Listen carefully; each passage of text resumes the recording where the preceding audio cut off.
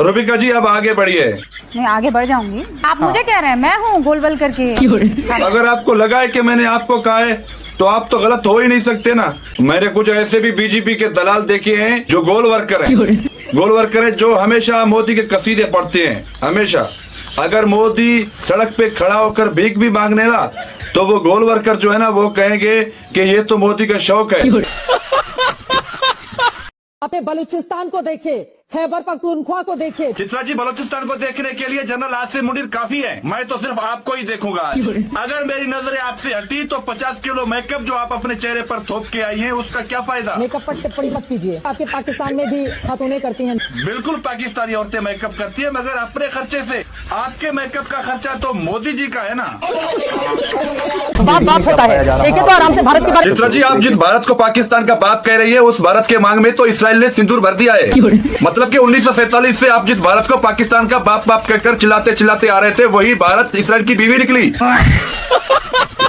आप तो जिस शहर के रहने वाले हैं वहीं पर बड़ी मशहूर दरगाह है और वहाँ कितने हिंदू जाते हैं आपको मालूम होगा। इसका हिसाब आपको देने की आवश्यकता है। क्या ये गुनाह है अजीम कर दिया किसी? हमारे यहाँ सिर्फ एक दरगाह नहीं है जहाँ पर हिंदू जाते हैं, यहाँ पर मंदिर भी हैं। हमारे यहाँ एक मशहूर मंदिर है जिसको रामदेव रामापीर कहते हैं। सालाना मेला लगता है ना, जब हिंदुओं के साथ मुस्लिम भी उनके जलसों में शरीक होते हैं, उनके रास्ते में खड़े होकर उनको पानी पिलाते हैं। होली हो, दिवाली हो, ईद हो, हमारे यहाँ कोई ऐसा फर्क ही नहीं है। मगर तुम्हारे वहाँ दरगाह के नाम पर, मस्जिद के नाम पर क्यों चिढ़ते हैं? कभी मस्जिद को गिराओ, कभी दरगाह को गिराओ।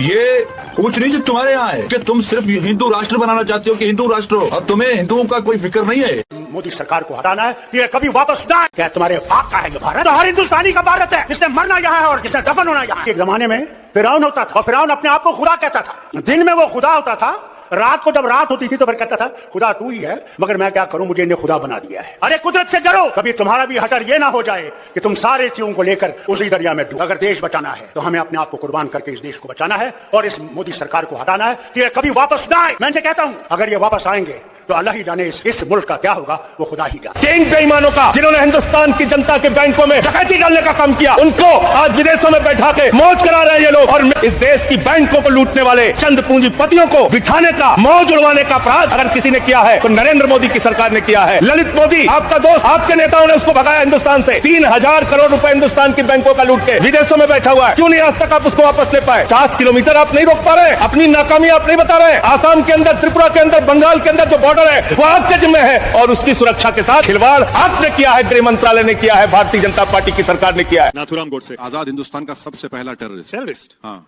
गांधी को मारने वाले को आप देशभक्त बोलेंगे, टेररिस्ट बोलेंगे ना, हत्यारा भी कह सकते हैं। नहीं, टेररिस्ट बोलेंगे। अगर बंदूक उठाएगा कोई भी तो टेररिस्ट है। पर आपको इतनी तकलीफ क्यों हो रही गोडसे को टेररिस्ट बोले? कोई तकलीफ नहीं, कोई बात नहीं, चलिए पास। मर्डरर भी कह सकते हैं। नहीं, टेररिस्ट है। किसको? एक ज़ईफ बूढ़े आदमी को आपने उसके जिस्म में नमस्ते करके उसको उसके छाती पर आपने गोलियां चलाई। तो दोस्तों, आपने देखा कि ये डिबेट जो चल रहा था मारी बलोच वर्सेस रूबिका लियाकत के बीच, आपको डिबेट कैसा लगा? दोस्तों, जो अन्य डिबेट थे, जो अन्य बहस हो रही थी, वो आपको कैसी लगी? आप अपनी राय को कमेंट में जरूर से बता सकते हैं। और दोस्तों, इसके बाद किस टॉपिक पर कौन सा डिबेट चाहिए, आप अपनी राय को कमेंट में जरूर से बताएं।